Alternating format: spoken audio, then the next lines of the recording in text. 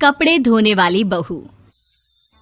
शादी के पहले से ही विभा को कपड़े धोने का बड़ा शौक था। कभी नल के नीचे तो कभी तालाब के पास। अरे मेरी नीली वाली लुंगी नहीं दिख रही है। विभा की अम्मा, कहाँ रखी है लुंगी? अरे वो तो विभा ने परसों ही धोकर रखी थी आपकी अलमारी में, देखो वहीं होगी। वो ना मैंने आज धो दी, मुझे लगा कि गंदी हो गई होगी। अरे कैसे गंदी हो गई थी? उसे तो मैंने पहना भी नहीं। हे भगवान, इस लड़की के कपड़े धोने की आदत से परेशान हो गया हूँ मैं। जितना तो घर में राशन नहीं आता, उससे कहीं ज्यादा डिटर्जेंट पाउडर का खर्चा है। इसकी शादी करवा दो, शादी जाए अपने घर में ही करे काम, फिर चाहे घर के कपड़े धोने हो या पूरे गांव के। हाँ ठीक बोल रही हो, देखता हूँ मैं कोई लड़का। वो दिन भी आ जाता है जब विभा को देखने लड़के वाले आ जाते हैं। लड़की मुझे अच्छी लगी। होने वाली सास कहती है, बेटी अगर कुछ पूछना है तो पूछ लो। वैसे तो हमारी लड़की बहुत ही शर्मीली है, जो बोल दो वो मान लेती है, इसे क्या पूछना होगा। अरे कैसी बात कर रही हो माँ, मुझे इन लोगों के घर रहना है, सवाल तो कई है। हाँ हाँ बेटा, पूछ लो ना, क्या पूछना है। आप लोगों के घर कपड़े कौन धोता है? सास का मुंह बन जाता है। देखो, अगर तुम ये कहना चाहती हो कि तुम्हें कपड़े धोने नहीं आते तो सुन लो, कपड़े मैं ही धोती हूँ, लेकिन तुम्हारे आ जाने के बाद मैं रुमाल तक नहीं धोऊंगी। अरे चुप रहना भाग्यवान, बहू बेचारी घर आई नहीं, उसे डराना शुरू कर दिया। वो क्या है ना बिटिया, अभी तक तो ये कल्लू की माँ ही धोती थी, लेकिन अब तुम्हारे पापा तो दहेज में वॉशिंग मशीन देंगे ही। तभी विभा की माँ बोल पड़ती है, सवाल भी पूछा तो क्या। वैसे भाई साहब, मशीन की तो फिर भी कपड़े धोने की कैपेसिटी होती है, मतलब जो बिटिया दे रहे हैं ना विभा, इसे कपड़े धोने का बहुत शौक है। ये आप लोगों के क्या, आस पड़ोस गांव मोहल्ले सबके कपड़े धो दे और उफ तक ना करे। बाहर देखा नहीं आपने कितने कपड़े सूख रहे हैं, सब हमारी बिटिया ने ही तो धोए हैं। बस भी करो ना माँ, शर्म आ रही इतनी तारीफ सुनकर। और तो और एक दाग निकाल कर दिखाओ तो मान जाओ। हाँ अच्छा अच्छा, माफ करना बेटा, मैंने गलत समझा।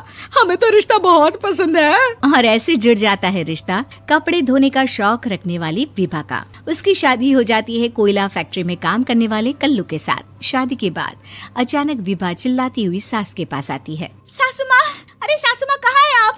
ये तो धोखा है, धोखा दिया आप लोगों ने मुझे। इसे ससुर के चक्कर के बारे में पता चल गया।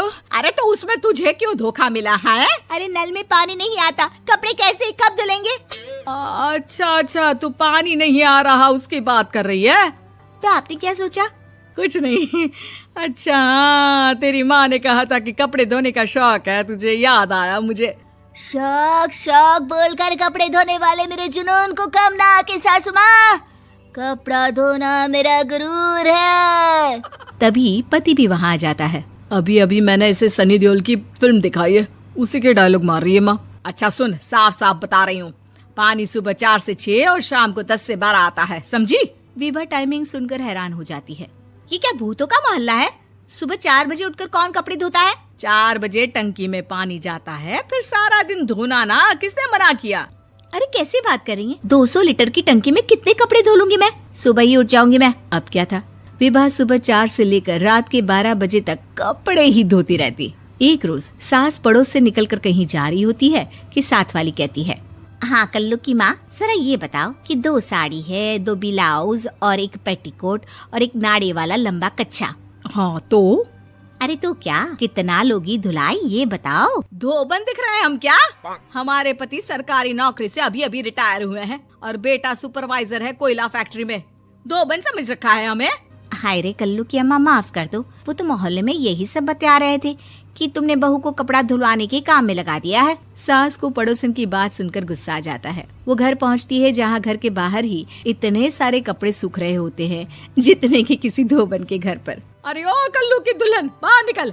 माँ जी यहीं आ जाओ, बाथरूम में चादर धो रहे हैं हम। अरे अभी हम धोते हैं, तुमको बाहर निकलो। ये आस पड़ोस वाले बोल रहे हैं कि हम बहू से कपड़े धुलवा धुलवा कर उसे कपड़ा धोने वाली बना दिए हैं।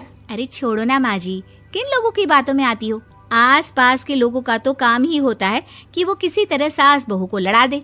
बहू सारे घर के कपड़े धोती है, ये क्या कम है? बोलिए। सास को भी लग जाता है कि वो बहू का ये सनकीपन नहीं छुड़वा सकती, इससे अच्छा है कि खुद ही चुप हो जाए। एक रोज सास और बहू मंदिर जाते हैं, जहाँ सास की साड़ी वहाँ खड़ी भीख मांगने वाली से मिलती है। माँ जी क्या बात है, आपकी साड़ी उस भिखारन से कितनी मिल रही है ना? हाँ हाँ देखो तो, दोनों की साड़ी मिल रही है। क्या बात है कल्लू की अम्मा, तुम खुद को तो अफसर की बीवी बताती हो और ऐसी सिंपल सी प्लेन साड़ी पहनकर घूमती हो। सिंपल और प्लेन नहीं है ये साड़ी। तो क्या सोने के धागे से फूल बने हैं? कुछ भी सासू माँ, कुछ भी। हाँ बने थे इस साड़ी में सोने के धागे से फूल। मेरे पति लेकर आए थे मद्रास से स्पेशली मेरे लिए 10,000 की। ताहे भाई साहब इस भिखारन के लिए भी सेम टू सेम साड़ी लेकर आए होंगे 10,000 की। सास उस वक्त तो कुछ नहीं कहती, लेकिन बहू के साथ घर आती है और अलमारी से एल्बम निकाल कर लाती है। ये साड़ी देख रही है, ये वही साड़ी है जिसे मैंने अभी पहना था। इस साड़ी में ये जो चमकदार फूल दिख रहे हैं ना, ये सोने के धागों से काढ़े गए हैं। लेकिन तू लोकल वॉशिंग मशीन ब्रश से घिस घिस कर सारे फूलों को निकाल कर साड़ी प्लेन कर दी। मुझे माफ कर दीजिए सासू माँ। और तो और, जब मैंने तुझे तेरी गलती के लिए कुछ नहीं कहा, लेकिन तूने तो सबके सामने मेरा मजाक ही बना दिया। क्यों? बहू को समझ में आ जाता है कि अब से उसका कपड़े धोना बंद।